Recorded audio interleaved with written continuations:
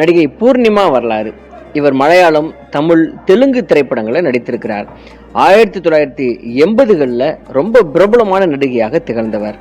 இவர் திரு இயக்குனர் பாக்கியராஜை திருமணம் செய்து கொண்டவர். பாக்கியராஜை காதலித்து திருமணம் செய்து கொண்டவருடைய வாழ்க்கையில ஏகப்பட்ட சுவாரஸ்யங்கள் நிரம்பி கிடக்கிறது.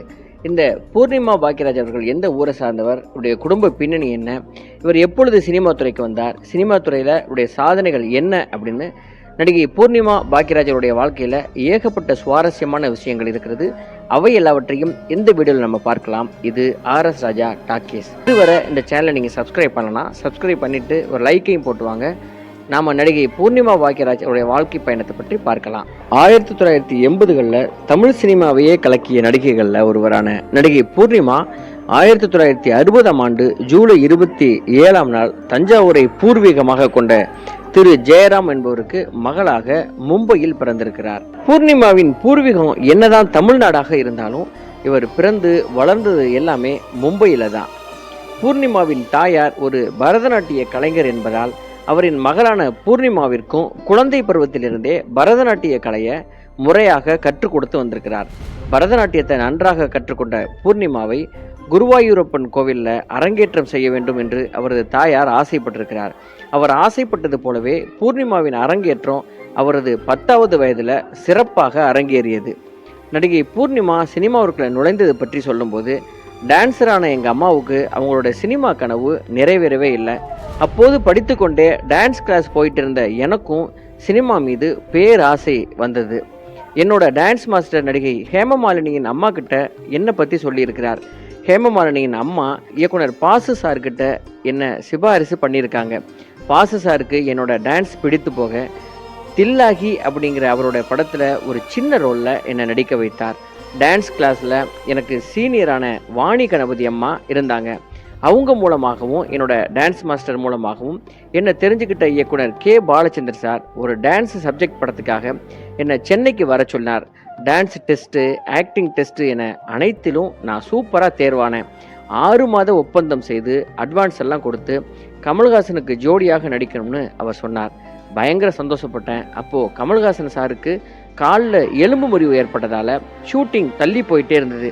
என்னுடைய ஒப்பந்தத்தை ரினிவல் பண்ண வேண்டிய அவசியம் ஏற்பட்டுச்சு. இதற்கிடையில தான் நான் படித்த பள்ளிக்கூடத்திற்கு அமெரிக்க ஜனாதிபதியான ஜிம்மி கார்ட்டரின் அம்மாவும் மகனும் வந்திருந்தாங்க. அந்த நிகழ்ச்சியில் நான் டான்ஸ் ஆடினேன். அந்த செய்தி உலகின் பல மீடியாக்களிலும் வெளியாகி எனக்கு சினிமா வாய்ப்புகள் அதிகமாக வர ஆரம்பித்தது. 1980ஆம் ஆண்டு வெளிவந்த இயக்குனர் பாசிரியின் முதல் படமான மஞ்சில் விரிஞ்ச பூக்கள் என்ற படத்தில் ஹீரோயினாக நடிக்க வாய்ப்பு வந்தது. வாய்ப்பை விடக்கூடாது என்று நான் நடித்தேன். அப்போது தான் கல்லூரியில் 3ஆம் ஆண்டு வணிகம் படித்து வந்தேன். மஞ்சில் விரிஞ்ச பூக்கள் படத்தில் சிறப்பாக நடித்த எனக்கு கேரள அரசின் சிறந்த நடிகைக்கான விருதும் கிடைத்தது. அந்த படத்தில் நடித்த போது அதன் ஒளிப்பதிவாளர் அசோக் குமார் நான் பெரிய டைரக்டரான பாக்கியராஜ் சார் கூட டார்லிங் டார்லிங் டார்லிங் படத்தில் ஒர்க் பண்ண போகிறேன் அப்படின்னு பெருமையாக சொன்னார். பாக்கியராஜ்னா யாருன்னே எனக்கு அப்போ தெரியவே தெரியாது. அவர் படத்தில் எனக்கும் சிபாரிசு பண்ணுங்க அப்படின்னு சும்மா சொல்லி வைத்தேன். மஞ்சில் விரிஞ்ச பூக்கள் அப்படிங்கிற படம் மிக பெரும் வெற்றி பெற்றதால நெஞ்சில் ஒரு முள் என்கிற தமிழ் படத்தில் நடிக்கும் வாய்ப்பு கிடைத்தது. தமிழில் நான் அறிமுகமானேன். நெஞ்சில் ஒரு முள் படத்தின் ஷூட்டிங் கோவையில் நடந்தபோது அங்கே மௌன கீதங்கள் படம் பற்றியும் அதன் இயக்குனர் பாக்கியராஜ் சாரை பற்றியும் பலரும் பெருமையாக பேசி கொண்டிருந்தாங்க. யார் அந்த பாக்கியராஜ், எல்லாரும் இப்படி புகழ்ந்து பேசுகிறாங்களேன்னு எனக்கு ரொம்ப ஆர்வமாயிருச்சு. பாக்கியராஜ் சாரோட மௌன கீதங்கள் படத்தை தியேட்டரில் போய் பார்த்தேன். ரொம்ப எனக்கு பிடிச்சிருந்தது. அதன் பிறகு நான் நடித்த பயணங்கள் முடிவதில்லை என்ற படம் சூப்பர் டூப்பர் ஹிட் ஆகி எனக்கு நல்ல நடிகைன்னு பெயரையும் புகழையும் வாங்கி கொடுத்து நானும் வளர்ந்துட்டு இருந்தேன். பாக்கியராஜ் சாரின் அந்த 7 நாட்கள் படம் வெளியானதும் அந்த படத்தை 2 முறை தியேட்டரில் போய் பார்த்தவுடன் அவரின் தீவிரமான ரசிகையாக நான் மாறி போனேன். பாக்கியராஜ் சார் படத்தில் நடித்தா பெரிய நடிகை ஆகிடுவாங்க அப்படின்னு எல்லாருமே சொல்லுவாங்க. அது எனக்கும் நடக்கணும்னு நான் வேண்ட ஆரம்பித்தேன்.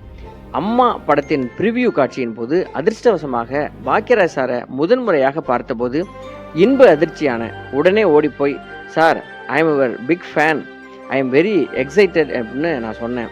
அவர் பதிலுக்கு ஒரு வார்த்தை கூட சொல்லாமல் போயிட்டார். எனக்கு ஒரு மாதிரி அவமானமாக போயிடுச்சு. திமிரு பிடிச்சவராக இருப்பாரோ அப்படின்னு நான் நினச்சிக்கிட்டேன். அந்த சம்பவத்தை நினச்சி பல நாள் நான் வருத்தப்பட்டேன். இந்த நிலையில் திடீர்னு ஒரு நாள் பாக்கியராஜ் சார்கிட்ட இருந்து எனக்கு அழைப்பு வந்தது. குழப்பமான மனநிலையில் நான் போனேன். டார்லிங் டார்லிங் டார்லிங் படத்தோட கதையை அவர் எனக்கு சொன்னார். சார் இப்போ நல்லா பேசுகிறீங்க, அன்னைக்கு நீங்கள் சரியாக பேசுறதால நான் ரொம்ப அப்செட் ஆகிட்டேன் அப்படின்னு அன்னைக்கு நடந்த விஷயத்த அவருக்கு ஞாபகப்படுத்தினேன். உன்னை விட நான் அதிகமாக அப்செட் ஆகிட்டேன். நீ பாட்டுக்கு இங்கிலீஷ்லேயே பேசிக்கிட்டு இருந்த. நான் வாயை திறந்திருந்தா எனக்கு இங்கிலீஷ் தெரியாதுன்னு உனக்கு தெரிஞ்சிருக்கும். என்னோடய இமேஜ் போயிடும்னு நினச்சி தான் நான் கிளம்பிட்டேன் அப்படின்னு அவர் சொல்ல, சிரிப்பு அடக்க முடியாமல் நான் அந்த இடத்துலையே பயங்கரமாக சிரிச்சிட்டேன். 1982ஆம் ஆண்டு நடந்த டார்லிங் டார்லிங் டார்லிங் படத்தின் முதல் நாள் ஷூட்டிங்லேயே பாக்கியராஜ் சார்கிட்ட நான் கடுமையாக திட்டு வாங்கினேன். அப்புறம் கிளைமேக்ஸ் சீன் எடுத்தபோது அவர் திட்டுறதுல நான் அழுதுட்டேன். அதனால் பல நாட்கள் அவரிடம் பேசாமல் நான் ரொம்ப அப்செட்டாக இருந்தேன். நல்லா நடித்தா உனக்கு தானே பேர் வரும், இதுக்கு போய் ஃபீல் பண்ணிட்டு இருக்கேன்னு அவர் அடிக்கடி என்னை சமாதானப்படுத்துவார். பாக்கியராஜ் சாரின் முதல் மனைவி பிரவீனா அக்காவுக்கு என்னோட நடிப்பு பிடிச்சிருந்ததால அவங்க தான் என்ன பாக்கியராஜ் சார்கிட்ட டார்லிங் டார்லிங் டார்லிங் படத்துக்கு சிபாரிசு பண்ணினாங்க. அந்த பட ஷூட்டிங்க்கு பிரவீனா அக்கா அடிக்கடி வருவாங்க. ஒரு கட்டத்தில் எங்களுக்குள்ள நட்பு வளர ஆரம்பித்தது. அப்போது சென்னையில் வாடகை வீட்டில் நானும் என்னுடைய அம்மாவும் தங்கியிருந்தோம். எங்கள் வீட்டு சமையல் அவங்களுக்கு ரொம்ப பிடிக்கும். நான் உங்கள் மூத்த பொண்ணு மாதிரின்னு எங்கள் அம்மா கிட்ட அவங்க சொல்லுவாங்க. நான் சிங்கப்பூர் போன போது எனக்காக ஒரு புடவையை ஆசையாக வாங்கிட்டு வந்தேன். அந்த புடவையை பிரவீன் அக்கா எடுத்துக்கிட்டு எனக்கு இன்னொரு புது புடவையை வாங்கி கொடுத்தாங்க. அந்த அளவுக்கு நாங்கள் ஃப்ரெண்ட் ஆகிட்டோம். நீ எந்த படத்தில் புதுசாக நடித்தாலும் அந்த படத்தின் அட்வான்ஸ் பணத்தில் எனக்கு ₹1 தவறாமல் கொடுக்கணும்னு அவங்க சொல்லுவாங்க. அதற்கான காரணம் இது வரைக்கும் எனக்கு தெரியாது என்றாலும் நான் அப்படியே செய்ய ஆரம்பித்தேன். பயணங்கள் முடிவதில்லை, ஓலங்கள்னு ஒரே வருஷத்தில் எனக்கு 3 படங்கள் தமிழில் கிடைச்சது. ஃபிலிம்ஃபேர் விருதும் கிடைத்தது.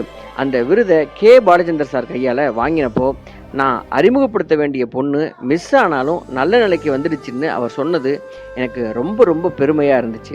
மேலும் நாம் நிச்சயம் சேர்ந்து படம் பண்ணுவோம் அப்படின்னு அவரும் சொன்னார். ஆனால் அதுக்குள்ளே நான் கல்யாணம் பண்ணிக்கிட்டு சினிமாவிலிருந்து ஒதுங்கிட்டேன். பிறகு வெளியான புன்னகை மன்னன் ரேவதி கதாபாத்திரம் தான் பாலச்சந்தர் சார் இயக்கத்தில் நான் நடிக்க இருந்த கதாபாத்திரம்னு நான் நினைக்கிறேன் அப்படின்னு தனது சினிமா அனுபவத்தை பூர்ணிமா அவர்கள் பதிவு செய்தார். கிளிஞ்சர்கள் படத்தில் நடிகர் மோகனுடன் இணைந்து நடித்த இவர் அந்த படத்தின் பாடல்கள்லாம் தமிழகத்தின் மூளை முடுக்கெல்லாம் ஒழித்ததால் பட்டி தொட்டி எங்கும் இவரது புகழ் பரவ ஆரம்பித்தது. பயணங்கள் முடிவதில்லை படத்தின் மூலம் இவரது புகழ் மேலும் மேலும் கூடிக்கொண்டே போனது. தங்கமகன் படத்தில் சூப்பர் ஸ்டாருடன் ஜோடி சேர்ந்து நடித்தார். விதி படம் இவரை வேறொரு லெவலுக்கு வேறொரு பாதைக்கு அழைத்து சென்றதுன்னு தான் நம்ம சொல்லணும். டார்லிங் டார்லிங் படம் வெளியான போது அடுத்த ஆண்டே திரு பாக்கியராஜின் மனைவி பிரவீனா உடல்நலம் சரியில்லாமல் காலமானாங்க. தன்னுடைய மனைவி பிரவீனாவின் இழப்பு பாக்கியராஜுக்கு தாங்க முடியாத ஒன்றா இருந்தது. அதன் பிறகு பூர்ணிமாவின் வாழ்க்கையில் நடந்த சம்பவங்கள் பற்றி திரு பாக்கியராஜே சொன்னது. ஜூலை 27 எனக்கும் பிரவீனாவுக்கும் கல்யாண நாள். அன்னைக்கு தான் பூர்ணிமாவுக்கும் பிறந்த நாள். எனக்கு அம்மா அப்பா கிடையாது, ஒரே ஒரு அண்ணன் மட்டும்தான். இன்னொரு கல்யாணம் பண்ணிக்க சொல்லி அண்ணனும் சொந்தக்காரங்களும் தொல்லை பண்ண ஆரம்பித்தாங்க. எனக்கோ அப்படி எந்த எண்ணமும் இல்லை. நடந்த விஷயங்களை மறக்கணும்னு பாம்பே கோவான்னு நான் சுற்றிக்கிட்டே இருந்தேன். என்னால் பிரவீனாவை மறக்கவே முடியலை. பெற்றவங்களும் இல்லை, கட்டினவங்களும் இல்லை.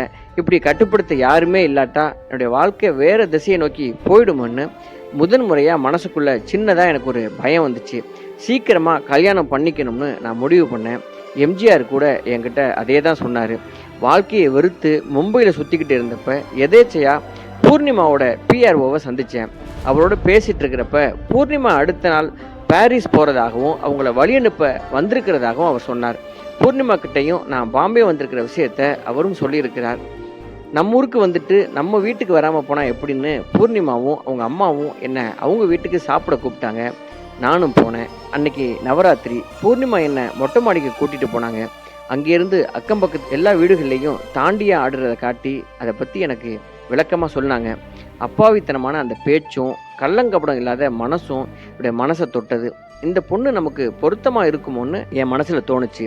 பாரிஸுக்கு போனதும் மறக்காமல் எனக்கு ஃபோன் பண்ணுன்னு அவங்க கிட்ட சொல்லிவிட்டு அங்கேருந்து நான் சென்னைக்கு புறப்பட்டுட்டேன். சென்னைக்கு வந்து அவங்க ஃபோனை எதிர்பார்த்து காத்துக்கிட்டு இருந்தேன். அவங்களும் 4-5 முறை ஃபோன் பண்ணியிருக்காங்க. அவங்க ஃபோன் பண்ணுறப்பெல்லாம் நான் பிஸியாக இருந்திருக்கேன். என் அசிஸ்டண்ட்டு ஃபோன் எடுத்திருக்காரு. இந்த விஷயம் எதுவுமே எனக்கு தெரியாது. இது எல்லாமே கோஇன்சிடெண்ட்டாக நடந்திருக்குது. ஒரு வாரம் கழிச்சு, சார் ஒரு வாரமாக உங்களோட ரசிகை ஒருத்தங்க பாரிஸ் கார்னிலேருந்து ஃபோன் பண்ணிக்கிட்டே இருக்காங்க. பிஸியாக இருக்காரு சார், பிஸியாக இருக்காரு, அப்புறம் நான் அவாய்ட் பண்ணிகிட்டே இருக்கேன் அப்படின்னு சொன்னான். அட பாவி, அந்த ஃபோனுக்கு தாண்டா நான் காத்துட்ருக்கேன். என் வாழ்க்கையிலேயே முக்கியமான இடமாச்சியடா அது பாரிஸ் கார்னிலேருந்து இல்லைடா, பாரிஸ்லேருந்துன்னு சொல்லி அவனை திட்டினேன். மறுபடி ஃபோன் வந்தப்போ நான் மிஸ் பண்ணலை. எந்த அழைப்புக்காக காத்துட்டு இருந்தேனோ அது வந்ததும் என்ன பேசுறதுன்னே எனக்கு தெரியல. ஷூட்டிங்லாம் நல்லா போகுதா, சாப்பிட்டியா, எப்போ வர்ற அப்படின்னு தேவையில்லாதெல்லாம் நான் பேசிட்டு வச்சுட்டேன். என்னை கல்யாணம் பண்ணிக்கிறியான்னு ஒரே ஒரு கேள்வி தான் கேட்டிருக்கணும்.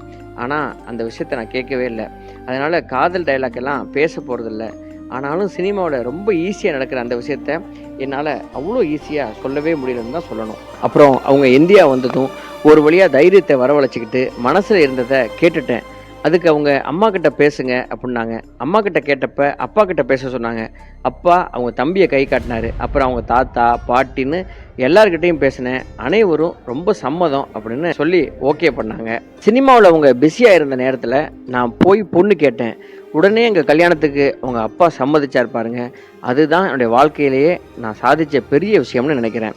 எங்கள் திருமணத்துக்கு நானும் பூர்ணிமாவும் திரு எம்ஜிஆர் அவங்கள அழைக்க போனோம். முகூர்த்தத்திற்கு முன்னாடியே வந்து விடுவதாக அவர் சொன்னபடி வந்தார். அதே போல நடிகர் திலகம் சிவாஜி அவர்களும் வந்திருந்தார். 2 பேரும் தாலி எடுத்து கொடுத்தாங்க. அந்த புகைப்படத்தை நாங்கள் இன்றைக்கும் பொக்கிஷமாக பாதுகாத்து வச்சிருக்கிறோம். பாக்கியா பத்திரிகையை ஆரம்பிச்சிருந்த நேரம் ராத்திரி 10 மணி வரைக்கும் சினிமா டிஸ்கஷன் பேசுவோம். அதுக்கப்புறம் ராத்திரி 1 மணி வரைக்கும் பத்திரிகை வேலை. ஒரு நாள் பெட்டில் உட்காந்துக்கிட்டு வாசகர் கடிதங்கள் படிச்சுட்டு இருந்தேன். பூர்ணிமா பக்கத்தில் படுத்திருந்தாங்க. ஒரு லெட்டரை எடுத்து வாசிக்க ஆரம்பித்த எனக்கு அதிர்ச்சி. டியர் ஹஸ்பண்ட், உங்கள் சினிமாவுக்கு நேரம் ஒதுக்க முடியுது, பத்திரிக்கைக்கு நேரம் ஒதுக்க முடியுது, மனைவின்னு ஒருத்தி இருக்கிறதே நீங்கள் மறந்துட்டீங்களான்னு அந்த லெட்டரில் எழுதியிருந்தது. பக்கத்தில் பூர்ணிமா எதுவுமே தெரியாத மாதிரி படுத்திருந்தாங்க. சட்டுன்னு திரும்பினா என்னையே பார்த்துட்டு இருக்காங்க பூர்ணிமா. என்னோட தவறை நினச்சி வருத்தப்பட்டு மனசார சாரி கேட்டேன். மனசு நிறைய அன்பு இருந்தாலும் அதை வெளிப்படுத்த தெரியாது எனக்கு. கிஃப்ட் வாங்கி தர்றது, சர்ப்ரைஸ் பண்ணுறதெல்லாம் சுத்தமாக சுட்டு போட்டாலும் எனக்கு வரவே வராது. 10,000 ரூபாய் சம்பளத்தில் ஆஃபீஸ் வேலை, சாயந்தரம் வேலை முடிஞ்சு வந்ததும் ஸ்கூட்டரில் தியேட்டர் போய் சினிமா பார்க்குறது, கணவரோட சேர்ந்து சாப்பிட்றதுன்னு சாதாரண மிடில் கிளாஸ் குடும்பத்து வாழ்க்கை தான் பூர்ணிமாவுக்கு ரொம்ப ரொம்ப பிடிச்ச ஒரு வாழ்க்கைன்னு அவங்க சொன்னாங்க. ஆனால் நான் பாக்கியராஜா இருக்கிறதால அது சாத்தியம் ஆகலை. ஒரு மிடில் கிளாஸ் ஹஸ்பண்டாக இன்னொரு பிறவி எடுத்து அவங்க ஆசைப்படி அவங்களுக்காகவே வாழணும் அப்படிங்கிறது எனக்கு மிகப்பெரிய ஆசையாக இருக்குது. சமீபத்தில் கேரளாவுக்கு போயிருந்தோம். ஒரு கோயிலிருந்து இன்னொரு கோயிலுக்கு போகணும். நடந்து போகிற தூரம் தான், அதனால் கார் எடுக்கலை. நடக்க ஆரம்பித்ததும் மழை தூர ஆரம்பிச்சது. சினிமா போலவே பக்கத்துலேயே ஒரு கடையில் குடை வாங்கி ஒரே குடைக்குள்ளே நானும் பூர்ணிமாவும் மட்டும் நடந்தோம். அந்த மழை நிற்கவே கூடாதுன்னு எங்கள் 2 பேர் மனசும் ஏங்கிச்சு. ரொம்ப சிலிர்ப்பான அனுபவமாக இருந்துச்சு. பூர்ணிமா முகத்தில் சந்தோஷத்தை பார்க்கணுமே, அவ்வளோ அழகு. சினிமாவில் கூட அப்படிலாம் காட்ட முடியாது. முதல் மனைவி பிரவீனாவை லவ் பண்ணி திருமணம் பண்ணினேன். ஆனால் பூர்ணிமா விஷயத்தில் திருமணம் பண்ணி இப்போ வரைக்கும் நான் லவ் பண்ணுறேன். எனக்கு பிடிச்ச விஷயங்களை தேடி தேடி அவங்க அதை தெரிஞ்சுக்கிட்டு சர்ப்ரைஸ் பண்ணுறதில்ல கில்லாடி அவங்க. எனக்காக தன்னை மாற்றிக்கிட்டவங்க தான் பூர்ணிமா. இன்றைக்கும் அவங்களோட அபரிமிதமான அன்புல என்னை வாயடிச்சு போக செய்யும் பொக்கிஷம் எனக்கு அவங்க. சைக்கிளில், ஸ்கூட்டரில் யாராவது கண்ணன் மனைவியாக தோல் பிடிச்சி பயணிச்சா நாமும் அது போல் போகணுங்கிற ஆசை பூர்ணிமாவுக்கு திடீர்னு வந்துடும். அதை அப்படியே என்கிட்ட சொல்லுவாங்க. பயணத்தில் என்னுடைய தோலை பிடிச்சி சாஞ்சு தூங்குவதும் என்னை பேச வைத்து கேட்பதும் அவங்களுக்கு அவ்வளோ பிடிக்கும்னு அடிக்கடி சொல்லுவாங்க. ஆனால் அதுக்கெல்லாம் வாய்ப்பு தான் இல்லாமல் போச்சு. புதுசாக கல்யாணமான பொண்ணு மாதிரி சின்னதாக ஒரு அரவணைப்பையும் புத்தம் கேட்டு அடம் பிடிக்கிறதையும் இன்னும் அவங்க விடமாட்டாங்க. இதுதான் எங்கள் காதலை இன்றைக்கும் உயிர் போட வச்சிருக்குன்னு ஒரு பதிவு பண்ணுறாரு. இன்னொரு ஜென்மம்னு இருந்தால் நான் பூர்ணிமாவும் அவங்க பாக்கியராஜாவும் பிறக்கணும்னு ஆசைப்பட்றேன். அப்போ தான் அவங்க எனக்கு செஞ்ச பணிவிடைகளை அவங்களுக்கு நான் திரும்ப செய்ய முடியும் அப்படின்னு தன்னுடைய காதல் கதையை பாக்கியராஜ் கூறுகிறார். பூர்ணிமா என்ன சொல்கிறாருன்னா, என்னுடைய திருமணத்தின் போது 25 படங்களுக்கு நான் அட்வான்ஸ் வாங்கியது உட்பட 30 படங்கள் என்னுடைய கைவசம் இருந்தன. அதையெல்லாம் கேன்சல் பண்ணினேன். கல்யாணத்துக்கு 3 நாள் முன்பு வரை நடித்தேன். கடைசி நாள் அவரே ஷூட்டிங் ஸ்பாட்டுக்கு வந்து என்னை கூட்டிகிட்டு போயிட்டார். 1984ஆம் ஆண்டு எங்கள் கல்யாணம் நடந்துச்சு. புகழுடன் இருக்கும்போதே கல்யாணம் செய்துக்கிட்டு ஃபீல்டில் இருந்து விலகிடணும்னு நான் நினச்சிருந்தேன். என்னுடைய ஆசைப்படி அப்படியே நடந்துச்சு. ஹீரோயினாக நடித்து 4 வருஷத்தில் 60க்கும் மேற்பட்ட படங்களில் நான் நடித்தேன். கல்யாணத்துக்கு பிறகு அவர் படங்களில் காஸ்டியூம் டிசைனர், தயாரிப்புன்னு ஏதாவது ஒரு வகையில் அவர் கூடவே இருப்பேன். கல்யாணமாகி 7 வருஷங்களுக்கு பிறகு தான் நாங்கள் ஹனிமூன் போனோம். எங்களோட 2 குழந்தைகள், என்னுடைய அம்மா, என் தம்பி, அவங்க ஃப்ரெண்டுன்னு 5 பேர் வந்தாங்க. இப்படி ஒரு ஹனிமூன் இந்த உலகத்தில் யாருமே போயிருக்க வாய்ப்பில்லை. அந்த 2 மாத பயணத்தில் நிறைய வெளிநாடுகளுக்கு நாங்கள் போனோம். லொக்கேஷன் பார்த்துருக்குறோம். குழந்தைகளின் படிப்பு, பேரண்ட்ஸ் மீட்டிங்னு குழந்தைகளை முன்னிறுத்தியே என்னுடைய உலகம் சுழல ஆரம்பிச்சிது. பையன் சாந்தனுக்கு சின்ன வயசுலேருந்து சினிமா ஆசை இருக்குது. பொண்ணு சரண்யா நடிக்க வருவான்னு நினைக்கல. ஆனால் 2 பேரும் நடிக்க வந்தபோது ரொம்ப சந்தோஷப்பட்டேன். அவரும் ரொம்ப சந்தோஷப்பட்டார். குடும்பம், குழந்தைகள்னு இருப்பதில் மனசு நிறைவாக இருக்குது. என்றாலும் வாய்ப்பு கிடைக்காம பலரும் சிரமப்படுற வேளையில் அத்தனை படங்களையும் தவிர்த்து விட்டு 30 வருஷங்களாக நடிக்காமல் இருக்கிறோமேன்னு அப்பப்போ சின்னதாக ஒரு வருத்தம் வரும். நீ நடி, அதுதான் சரின்னு என்னுடைய கணவர் சொன்னார். 2013ஆம் ஆண்டு மீண்டும் நடிக்க தொடங்கினேன். இப்போ சினிமா, சின்ன திரையில நடிக்கிறது மகிழ்ச்சியாக இருக்கிறது. இப்படி ஒரு கணவர் எனக்கு கிடைத்தது மிகப்பெரிய பாக்கியம் அப்படின்னு சொல்கிறார். திரைத்துறையில் இவர் ஆற்றிய சிறப்பான பங்கிற்காக 2 ஃபிலிம்ஃபேர் விருது, ஒரு கேரள அரசு விருதுன்னு பல்வேறு விருதுகளை இவர் வென்றிருக்கிறார். இதையெல்லாம் தாண்டி லட்சக்கணக்கான மக்களுடைய இதயங்களை வென்றது தான் இவர் பெற்றதிலேயே மிகச்சிறந்த விருது. நடிகை பூர்ணிமா பாக்கியராஜ் அவர்கள் நடித்த முக்கியமான தமிழ் திரைப்படங்கள் உங்க வீட்டு பிள்ளை, விதி, நெஞ்சில் ஒரு முள், தங்கமகன், 4 பேருக்கு நன்றி, பயணங்கள் முடிவதில்லை, கண் சிவந்தால் மண் சிவக்கும், நெஞ்சமெல்லாம் நீயே, தம்பதிகள், என் ஆசை உன்னோடுதான், மாமியாரா மருமகளா, கிளிஞ்சல்கள், டார்லிங் டார்லிங் டார்லிங், ஆதலால் காதல் செய்வீர், ஜில்லா, பரீட்சைக்கு நேரமாச்சு. இதுவே நடிகை பூர்ணிமா பாக்கியராஜ் அவருடைய வாழ்க்கை பயணம். நன்றி, வணக்கம்.